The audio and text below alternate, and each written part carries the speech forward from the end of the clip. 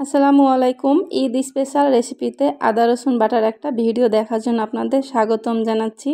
আজকের পর্বটি খুবই গুরুত্বপূর্ণ হতে চলেছে, কারণ আজকে আমি আপনাদেরকে দেখাবো কিভাবে আদা রসুন বাটার তৈরি করলে সেটা ডিপ ফ্রিজে রাখার পরও শক্ত হয়ে জমে যাবে না। বাটার পর যেমন নরম থাকে ঠিক তেমনই নরম থাকবে মাসের পর মাস। আদা রসুন বাটার জন্য এখানে আমি একটা ব্লেন্ডার জারে নিয়ে নিচ্ছি 1 কাপ খোসা ছাড়ানো আদাগুলো আমি টুকরো করে নিয়েছি ব্লেন্ড করার সুবিধার্থে। এরপর এতে দিয়ে দিচ্ছি 1 কাপ খোসা ছাড়ানো রসুনটাও আমি একটু ছোট করে কেটে নিয়েছি। এবার এতে দিয়ে দিচ্ছি 1/3 কাপ লবণ, আর এরপর দিয়ে দেব 1/2 কাপ মতো সয়াবিন তেল।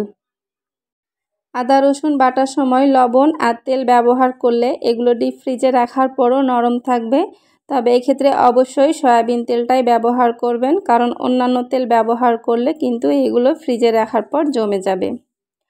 ব্লেন্ডার জারের ঢাকনাটা এখন আমি লাগিয়ে নিয়ে এগুলোকে খুব ভালোভাবে ব্লেন্ড করে নিব। ফিরে আসলাম ব্লেন্ড করে নেবার পর, আর দেখতেই পাচ্ছেন একদমই মিহি করে আমি ব্লেন্ড করে নিয়েছি। তবে আপনাদের হাতের কাছে ব্লেন্ডার না থাকলেও আদা রসুন পাটাতে বেটে নিয়ে এর সাথে লবণ আর তেলটা মিক্স করেও ফ্রিজে রাখলে এগুলো কিন্তু একদমই নরম থাকবে।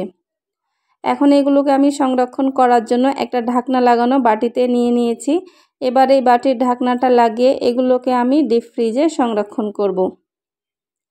আপনাদেরকে এখন আমি এগুলো 2 দিন পর ফ্রিজ থেকে বের করে দেখাচ্ছি। দেখুন 2 দিন পরও এগুলো মোটেও জমেনি, একদমই নরম হয়ে রয়েছে। এভাবে আদা রসুন পেঁয়াজ বা জিরাও আপনারা বেটে কিন্তু ফ্রিজে রেখে দিতে পারেন, তাহলে রান্নার সময় বাটা মশলা বের করে সাথে সাথে ব্যবহার করতে পারবেন। কয়েক ঘন্টা আগে ভিজিয়ে রেখে নরম করার প্রয়োজন হবে না। আমি এখানে আদা আর রসুনটা একসাথে ব্লেন্ড করে নিয়েছি, তবে আপনারা চাইলে আলাদা আলাদাভাবে এগুলোকে লবণ আর তেলের সাথে ব্লেন্ড করে নিতে পারেন।